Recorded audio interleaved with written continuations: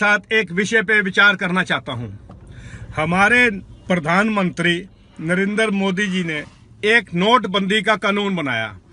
मैं कहता हूं प्रधानमंत्री ने कानून बनाया कि काले धन के ऊपर इन्होंने कानून बनाया, काले धन इन्होंने रोकना है, काले धन को इन्होंने बंद करना है। हमारे को एक क्वेश्चन इनसे मेरा पर्सनल मन का विचार है कि मेरे घर में 2 मेरी बेटियां हैं। मैंने जिंदगी में 15 साल से पिछले कमाई करता आ रहा हूं। मैंने कमाई जोड़ जोड़ के अपनी बीवी को दी, अपने पास रखी। क्या ये हमारा ये काला धन है?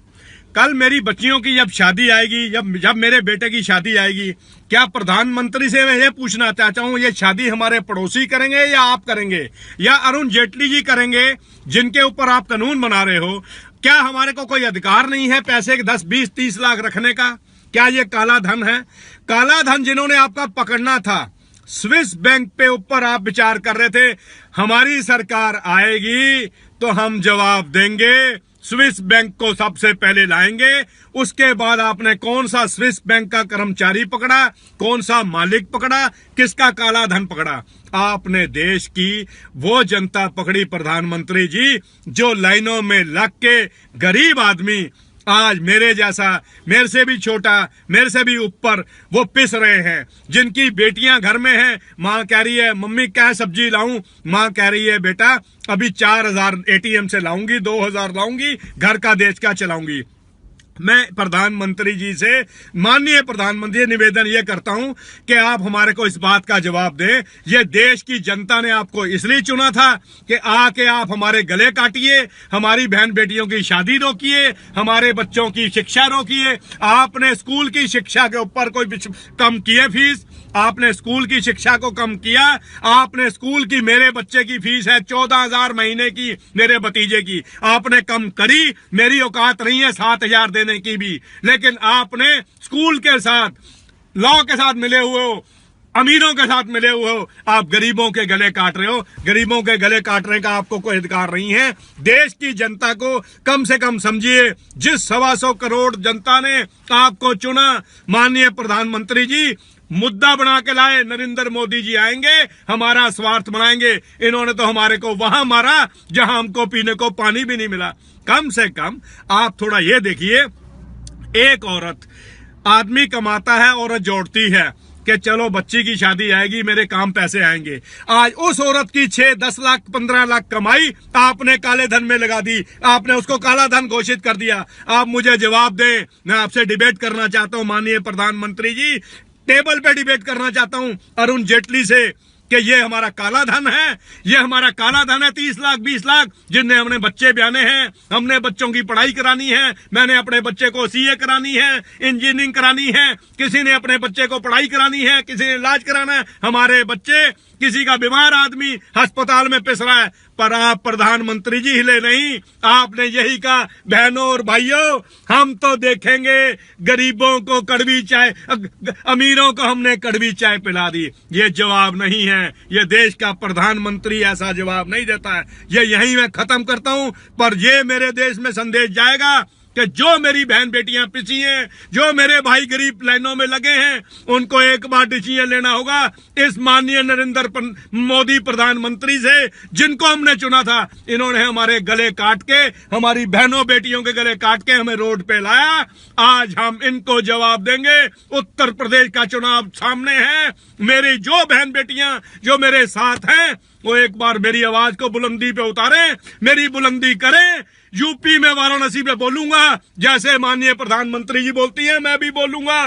बहनों और भाइयों, ऐसे मत करो, मत गले काटो, गरीबों को मत मारो। अमीर लाइन में नहीं लगा, मरा गरीब है, मरा मीडियाकर है। मैं यही अपना संदेश खत्म करता हूं। ये मेरा संदेश सब पे जाए।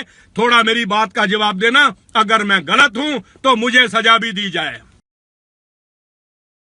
हेलो, नमस्कार। मैं विनोद यादव, हजारीबाग रोड, सरिया, गिरिडीह, झारखंड से बोल रहा हूँ। अभी अभी हमारे एक सरदार जी ने कहा कि मैं कमाता हूँ अपने बाल बच्चा के लिए, अपनी बेटियां शादी करने के लिए। 10-20 लाख रुपया हमारे बीवी के पास है और प्रधानमंत्री जी कहते हैं ये काला धन है। प्रधानमंत्री जी ने ऐसा नहीं कहा कि ये काला धन है।